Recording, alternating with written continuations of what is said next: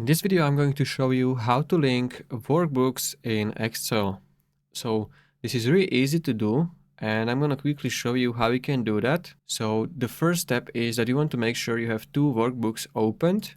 So currently I have this blank one on the right side, and on the left side you can see the simple workbook with sales data.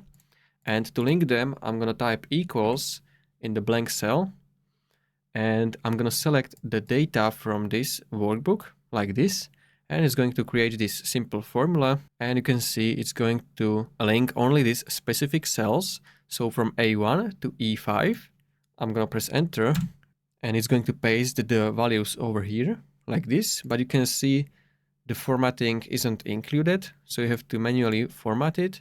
I'm going to change it to currency. I'm going to also change the colors like this quickly, and also the borders. And now we can test it if everything works. So I'm going to change, let's say, product B from $850 to, let's say, 1.5K. And now if I press enter, it should change also in the new workbook, which I linked. And yes, it linked. And now let's say if you would like to add a new row or column. So let's say I want to add new year, 2025. I'm going to type 2025. And it's not going to show in the new workbook because you only linked the specific area, so from A1 to E5. Now there are two ways how you can change it or expand it. So you can manually change the cells. So I'm going to change from E5, I'm going to change it to E6. So this is going to link also the sixth row to the E. If I press enter, you can see it's going to add this new year, which I added over here. But also there are some zeros. So if you want to remove those zeros, you want to go to File, then Options, and in the Advanced Settings, you want to scroll to the Display Options for this worksheet. So Sheet 4 is selected, and you can click or uncheck Show a zero in a cells that have zero value. So if you uncheck this, then click OK. It's going to remove those zeros. All right, so now we can add new values over here. Let's say like this. And again, you want to format it. So I'm going to select it like this, and also the currency. But there is also the better way that you want to create table.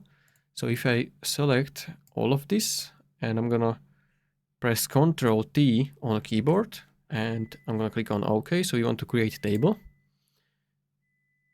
You can also create it by going to Insert, and from here you can choose Tables. And this is the better way because table expands rows or columns automatically. So if I add, let's say now 2026 in here, it's going to also add over here. And I can also type, let's say, new row. And as you can see, it's going to add a new column over here. Or you can add new row like this. And it's going to also add it over here. So let's say I can type here 2050. And it's going to apply like this. And I'm gonna change values